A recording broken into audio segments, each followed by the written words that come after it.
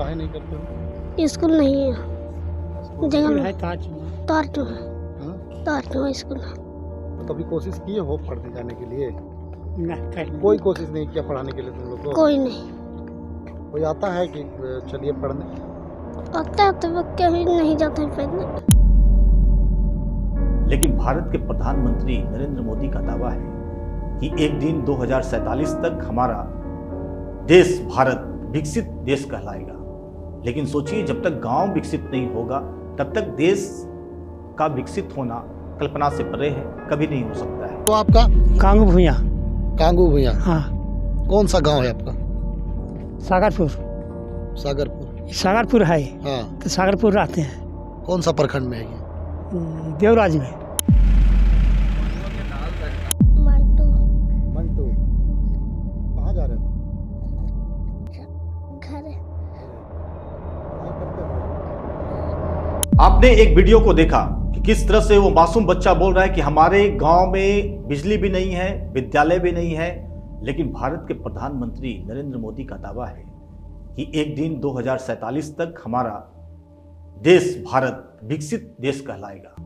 लेकिन सोचिए, जब तक गांव विकसित नहीं होगा तब तक देश का विकसित होना कल्पना से परे है, कभी नहीं हो सकता है। देखिए, वो मासूम बच्चा किस तरह से बोल रहा है कि हमारे गांव में विद्यालय तक नहीं है, जब सितियोग के हमारे संवाददाता यहाँ पर बैठे हुए हैं जिन्होंने खास उस जंगल में जाकर रिपोर्टिंग की जहाँ पर टावर तक नहीं है, जहाँ नेटवर्क नहीं है, जहाँ बिजली नहीं है, जहाँ साधन और संसाधन नहीं है। इस पर पूरी चर्चा करने के लिए हमारे साथ युवा पत्रकार चितरंजन जी हैं। आखिर वो पूरा माजरा क्या है जहाँ पर सो मन को विचलित करने वाला, जहाँ सरकार दावा करती है मिड डे मील से लेकर बच्चों की पढ़ाई, तमाम बिहार सरकार की दावा है, लेकिन वो खोखला नजर आ रहा है। चंदन जी, सीधा हम बात करेंगे क्योंकि हम उस जगह पर गए और वहाँ जा कर के हम जब चीज़ों को समझने का प्रयास किया तो हमें लगा कि आज देश कहाँ अभी भी है जहाँ पर बुनियादी सुविधा नहीं है चंदन जी, संपर्क पथ नहीं है, जंगल पहाड़ के बीचों बीच वह गांव है। जिस गांव में हमने रिपोर्टिंग किया था उस गांव का नाम है सागरपुर। ढकपहरी छकरबंदा जाने के रास्ते में वह है। लेकिन जितने जैसे रोकना चाहेंगे, एक समय जो छकरबंदा नक्सल गतिविधियों के लिए जाना जाता था, लेकिन आज के दौर में सब कुछ ठीक है, सब कुछ सामान्य हो चुका है। नक्सली नहीं न के बराबर हैं, नहीं माना जाए, लेकिन उन सब के बीच में एक आबादी है और आबादी में ये बच्चा बोल रहा है कि हम भी पढ़ते हैं अगर हमारे गांव में स्कूल। बिल्कुल, हमने सवाल किया चंदन जी, जब हमने देखा कि एक साइकिल पर सवार होकर के 4 बच्चे एक साइकिल से सवार होकर के, और जो बच्चा लंगड़ी साइकिल नहीं चलाता है, जो बीच में हाफ पैंडल बोलते हैं, हाफ पैंडल, वो चला करके 4 बच्चे जो हैं वह सवार होकर के आ रहे थे। हमारी नज़र जब गई वहाँ तक तो हमने अपना कैमरा निकाला, माइक निकाला और बच्चे से हमने पूछा कि क्या नाम है बाबू। अपना नाम उसने नीरज बताया और उसके बाद जब मेरा सीधा सवाल था, क्योंकि हम देख लिए बच्चा का जो वेशभूषा था, चेहरे की रंगत जो थी वह पूरी तरह से सामान्य थी, वह अपने चीज़ों में एकदम संलिप्त था। उसका दुनिया जो है वह वही था, वो अपनी दुनिया में मशगूल था। हमने साफ सवाल किया कि पढ़ाई करते हो, तो सीधा कहा कि पढ़ाई नहीं करते हैं। तो जाहिर सा सवाल है कि फिर अगला सवाल आएगा कि क्यों। तो जब हमने पूछा कि क्यों नहीं पढ़ाई करते हो, तो उसने बड़ा मासूमियत से जो जवाब दिया चंदन जी, वह दिल को छू गया। उसने कहा कि स्कूल है ही नहीं, विद्यालय नहीं है, इसलिए नहीं पढ़ने जाते। जब उस बच्चा ने बोला चंदन जी कि विद्यालय नहीं है और इस वजह से नहीं जाते हैं, तब हमारे आंखों में उस समय आंसू आ गया। हम पूरी तरह से विचलित हो गए। फिर हमारे अंदर से इच्छा शक्ति नहीं हो पाया कि हम फिर उससे दूसरा सवाल कर पाते।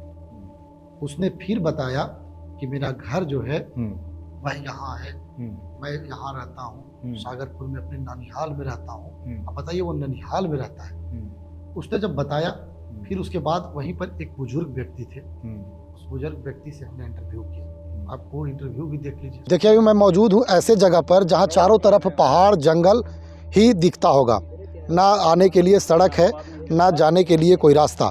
हमारे साथ एक बुजुर्ग व्यक्ति हैं, इनसे जानने का प्रयास करेंगे क्या कुछ मूलभूत यहाँ पर सुविधा है और इस 2026 में भी अब तक कितना विकास से कोसों दूर यह क्षेत्र है। क्या नाम है वो आपका? गांगू भूया। कांगू भुइयां। हाँ, कौन सा गांव है आपका? सागरपुर। सागरपुर। सागरपुर है हाँ, तो सागरपुर रहते हैं। कौन सा प्रखंड में है ये? देवराज में। देव में। हाँ, क्या करते हैं यहाँ? क्यों क्या कर रहे है, जो जमीन जरा हमारा जोत खोल के खेती बाड़ी कर रहे हो, क्या कर रहे? जो जमीन का हाँ। अपना खेत है या दूसरे का? दूसरे क्या है, देवराजा के। देव राजा का। हाँ उसी में खेती करते हैं। हाँ, उसी में खेती कर रहे हैं। तो वो खेती करते हैं तो अपने पास रखते हैं या फिर कोई ले जाता है उसको? नहीं, कोई ले जाती है, हमारे रखा ही। आप ही के पास रहता हाँ, है। नहीं ले जाती। बच्चे पढ़ाई करते हैं? ना, हैं? ये कौन है, सब ऐसी है झिंगन। पाँच गो पोती है, 2 लड़का 3 लड़की, लेकिन एको नहीं पढ़ा है। कोई नहीं पढ़ा है? ना। विद्यालय है कि नहीं? स्कूल? स्कूल तो तारचुआ है। हाँ, तारचुआ कितना दूर है यहाँ से? यहाँ से कोस भर है। कोस भर। हाँ, तो बच्चे जाते हैं वहाँ पढ़ने? ना जाती। नहीं जाते हैं। ना, पढ़ाने आते हैं टीचर की नहीं वहाँ? ट्यूशन भी पढ़ाती, स्कूल भी है, पढ़ाती स्कूल भी। वहाँ मास्टर साहब पढ़ाने आते हैं? मास्टर आवाज पढ़ावे। हम्म। हाँ, नियमित आते हैं कि कभी कभी आते हैं? ना, कभी कभी रोज दिन आता। रोज आता है। हाँ। फिर भी बच्चे नहीं पढ़ते हैं? ना, कोई हमारे हाथी से पढ़ाई थी, लेकिन यहाँ हाथी से बिगड़ गई थी। पहाड़ नहीं है, जा दिक्कत पड़ा है। हाँ, पहाड़ है। ये रोड धैले गेल न, रोड धैल फैलाइल। तो ये रोड कब बना है? रोड बना है पर साल। अगले साल। हाँ, तो पहले जब रोड नहीं था तो आप लोग यहीं पर रहते थे या जाते थे कभी देव मदनपुर? कैसे जाते देव थे? मदनपुर ऐसे जा लिए ऐसे पैदल? पैदल। हाँ। हाँ, आने जाने का साधन क्या है यहाँ? गाड़ी है? गाड़ी ना है, खाली रोड हवा, ये रोड धैले जाए थे तारचुआ। अच्छा। हाँ, अभी बैलगाड़ी है कि नहीं इधर? ना, नहीं है। नहीं, पहले हुआ करता था? पहले आवा हल, है? पहले रोड पर ना हल, हाँ। रोड पर बन गई, तब गाड़ी घोड़ा जाते आते हैं। देखा आपने वो बुजुर्ग व्यक्ति का इंटरव्यू जिस के साथ मैंने बात किया, उन्होंने भी बताया साफ तौर पर कि विद्यालय नहीं है, विद्यालय है भी तो यहाँ से तारचुआ है, और तारचुआ तकरीबन 15 किलोमीटर दूर पर स्थित है, जहाँ जाने के लिए ना तो गाड़ी की साधन है, ना बैलगाड़ी की साधन है, बच्चे पैदल जाते हैं। सड़क भी नहीं है। सड़क भी नहीं है। उस गांव के बच्चे चंदन जी पढ़ाई तो करते ही नहीं है, एकदम पढ़ाई से दूर हैं। जब हम गांव में घुस गए, हम एक चौराहा पर ठहर करके ये बातें कर रहे थे। लेकिन वोट देते हैं कि नहीं देते हैं? बिल्कुल वोट देते हैं। जैसा कि देखिए, एक बोर्ड हम दिखाते हैं आपको, ये मदनपुर प्रखंड के दक्षिणी उमगा का इलाका है। अब बताइए, मदनपुर प्रखंड के दक्षिणी उमगा का यह पूरा मतलब मामला है। पंचायत कौन सा आता है? वही दक्षिणी उमगा पंचायत है। दक्षिणी उमगा पंचायत है, और दक्षिणी उमगा जो मुख्यालय है पंचायत का, उससे तकरीबन 15 से 20 किलोमीटर दूर पहाड़ और पहाड़ के बाद का जो इलाका है, वह ये इलाका है। काफ़ी दूर है और बुनियादी सुविधा एकदम नहीं है। एक वीडियो हम आपको दिखा रहे हैं, जो घर का वीडियो है। आप वीडियो में साफ तौर पर देख रहे होंगे किस प्रकार से, देखिए, जो बकरी बांधे होते हैं, घर में पुआल है, और उस पुआल पर जो गेंदरा होता है, लिद्रा, बिछावना जिसे कहते हैं हम लोग, बिछावना है, उसी पर वह परिवार जो है वह सोता है रात में, और सो करके जो है अपना रात गुजारता है, और फिर दिन में फिर जो है वह लकड़ी काटने का जो बात है वह करता है, अपना अपना काम करता है। बता दें चंदन जी आपको कि देखिए, उस इलाके में बुनियादी सुविधा एकदम नहीं है। जैसा कि हमने जा करके वहाँ पर कवरेज किया, देखा। एक बच्चे को और सुनाते हैं जो अपने चूल्हा पर कुछ खाना बना रहा है। जब हमने उनसे पूछा कि क्या खाना बना है, तो कहा भात बना है। वही सब्जी भात हम लोगों ने खाया, जबकि उस दिन मकर संक्रांति था।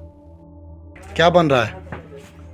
बांगला कोची बन रही?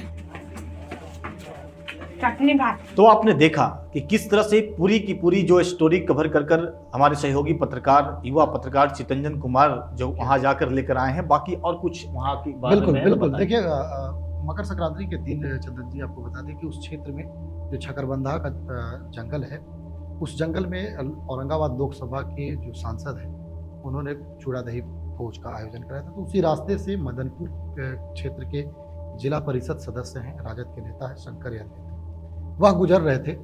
तो हमने उनसे इस बात पर सवाल किया कि भाई सरकार तो बड़ी बड़ी वादे करती है, आप लोग जनप्रतिनिधि भी हैं, अभी तक इस क्षेत्र में बुनियादी सुविधा नहीं है। इस पर क्या कहेंगे? तो सुनिए, देखिए शंकर यादवेंदु क्या कुछ कहा है।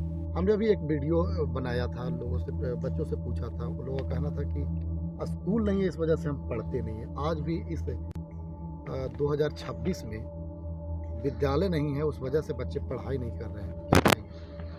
दुर्भाग्य है। देश के प्रधानमंत्री जी कहते हैं कि अमृत काल है, और अमृत काल में इतने नौनिहाल बच्चों को हम शिक्षा नहीं दे पा रहे हैं। हम कहाँ आज खड़े हैं, हमें आत्मविश्लेषण करना चाहिए। मुख्यमंत्री जी को भी, नीतीश जी को, विकास की बड़ी बड़ी बातें करते हैं, लेकिन एक अदद विद्यालय के लिए बच्चे भटक रहे हैं। और इन बच्चों ने जिस मार्मिक तरीके से अपना जवाब दिया है कि हम पढ़ने इसलिए नहीं जाते हैं कि यहाँ विद्यालय नहीं है, ये काफ़ी दुर्भाग्यपूर्ण है। और आज भी आज़ादी के 77-78 साल बाद भी ये बच्चे विद्यालय के बिना नहीं पढ़ पा रहे हैं। इनको देखिए, कैमरा घुमा कर देखिए, इनकी गरीबी, इनकी बेबसी, मजबूरी और लाचारी को समझिए। एक साइकिल है, 4 बच्चे हैं, ये कितना दुर्भाग्यपूर्ण है। इनके ठंड, कड़कती शरद ऋतु, काफ़ी ठंड के बावजूद इनके शरीर पर वस्त्र नहीं है। और ये काफ़ी इन्हीं लोगों की सेवा, हमारे इन्हीं गरीब बच्चों की सेवा, हमारे आदरणीय लालू जी ने कहा था कि मुनिया बेटी पढ़ती जाए, गैया भैंसिया चरती जाए। यही वो संकल्प था लालू प्रसाद का। यही गरीब के बच्चों को नहलाने की बात किए थे, यही गरीब बच्चों को समाज के मुख्यधारा में ला करके इन्हें आगे बढ़ाने की बात हमारे नेता ने किया था। तो आपने देखा, उस बच्चे की बात को हमने सुनाया, आपने देखा कि वहाँ के स्थानीय जो बुजुर्ग हैं उन्होंने क्या कहा, साथ साथ जो स्थानीय नेता हैं उन्होंने क्या कहा। अब बात दरअसल यह है कि भारत के प्रधानमंत्री का जो दावा है क्या पूरा हो पाएगा। जिला प्रशासन जो औरंगाबाद की है, क्या वो जाग पाएगी? क्या जिला प्रशासन की पहुंच वहां तक पहुंच पाएगी? या जो स्थानीय नवनिर्वाचित जनप्रतिनिधि बने हैं, क्या उन तक यह आवाज पहुंचती है? हो सकता है वो इस जगह से अनजान हो सकता है इस घटना से अनजान हो, लेकिन अब तो सिटीयोग न्यूज आपके सामने यह लेकर भी आ गया है कि जाइए, देखिए, मिलिए और इसका समाधान निकालिए, निराकरण कीजिए। क्योंकि देश के भविष्य ये बच्चे होते हैं। अगर बच्चे पढ़ेंगे नहीं तो देश का भविष्य कैसे होगा?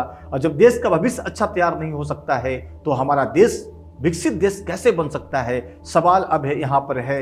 ये जो वीडियो जो लेकर आया हूँ, जो हम दोनों ने यहाँ पर पेश किया, आज का जो वीडियो, जो सारी बात आप तक बताया है, जनप्रतिनिधि के लिए है, जिला प्रशासन के लिए है, जिला शिक्षा पदाधिकारी के लिए है, और जो योजना बनाते हैं उनके लिए है।